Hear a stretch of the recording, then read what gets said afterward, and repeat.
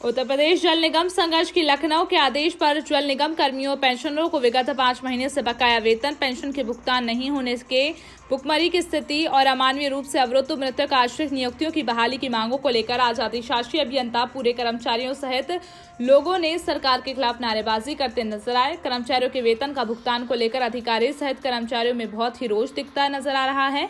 वेतन संबंधी जानकारी अधिशासी अधिकारी से बात की गई तो उनका कहना है, हम लोगों को वेतन पिछले 5 महीने से वेतन पेंशन भोगियों को भुगतान नहीं मिला, जिसके कारण भुखमरी की कगार पर है। सरकार हम लोगों की नहीं सुनती तो आगे की रणनीति की जाएगी। कार्यक्रम में कर्मचारी महासंघ देवेंद्र मौर्य, इंजीनियर दिवाकर विक्रम सिंह, इंजीनियर सत्येंद्र कुमार आदि रहे। लोग अब आप देखिए कि पैसे ना मिलने के कारण बच्चों के स्कूल की फीस जमा नहीं हो पा रही है, राशन वाला राशन नहीं दे रहा है, जो लोग किराए के मकान में रह रहे हैं मकान मालिक उन्हें घर से बाहर निकालने की वो करने लगे हैं।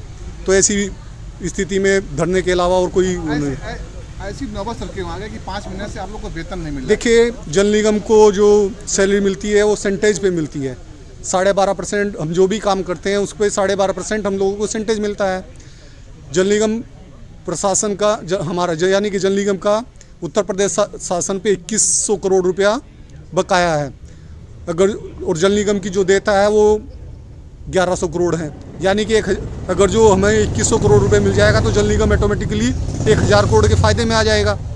पैसा ना होने के कारण इस वजह से हम लोगों को सैलरी नहीं मिल पा रही है। आगे की रणनीति क्या आपकी है? आगे की रणनीति ये है कि हमारा जो केंद्रीय नेतृत्व हम लोगों को दिशा निर्देश देगा उसी का पालन कराया जाएगा। अभी तो 22 तारीख तक हम लोग अनशन पे हैं, कर्मी का अनशन है। 22 तारीख तक अगर कोई निर्णय नहीं होता तो उसके बाद में भूख हड़ताल पे बैठेंगे। आप लोग कार्य बहिष्कार भी किए हैं? कार्य बहिष्कार अभी नहीं है। कार्य बहिष्कार का जैसे अगर जो केंद्रीय नेतृत्व से निर्देश प्राप्त होगा तो कार्य बहिष्कार भी करेंगे। तो 22 तक अभी आप लोग सांकेतिक धरना है ये। अपना परिचय बता दें। मैं इंजीनियर जितेंद्र सिंह, संयोजक संघर्ष समिति गाजीपुर। जितेंद्र जी, आप धरने बैठे हैं, आपका परिवार धरने पे है जी। एक तरह से ये जो विभाग आपका परिवार है जी, तो धरने पे बैठने का क्या औचित्य है, क्या कारण है? 5 महीने से पूरे जल निगम को तनख्वाह नहीं मिली। जल निगम के 10,000 एम्प्लॉई भूखमरी के कगार पर पहुँचे हैं। उनका परिवार आज दर दर भटक रहा है। पैसे के अभाव में, भूख के कारण आज सैकड़ों कर्मचारी हमारे मरते जा रहे हैं। पेंशनर को और कोई साधन नहीं है, पेंशनर कैसे जिएगा, इस बात की चिंता गवर्नमेंट को करनी चाहिए। तनख्वाह हमारी 5 महीने से नहीं मिली है। सारे लोग जो क्षेत्रों में काम कर रहे हैं, सारे अभियंता रोज़ साइट पे जाते हैं, तमाम उनके पॉकेट खर्चे हैं। 5 महीने से वेतन नहीं मिला है, वो कैसे जी रहा होगा, इसकी सुध सरकार को नहीं है, न जल निगम प्रशासन को है। तो हमें तनख्वाह नहीं मिलेगी, मजदूरी नहीं मिलेगी तो हम काम कैसे करेंगे? ये बात तो शीर्ष नेतृत्व को समझना चाहिए, सरकार में बैठे हुए, शासन में बैठे हुए लोगों को समझना चाहिए। इस बात के लिए हमें संघर्ष करना पड़ रहा है। ये बड़ी खेद की बात है।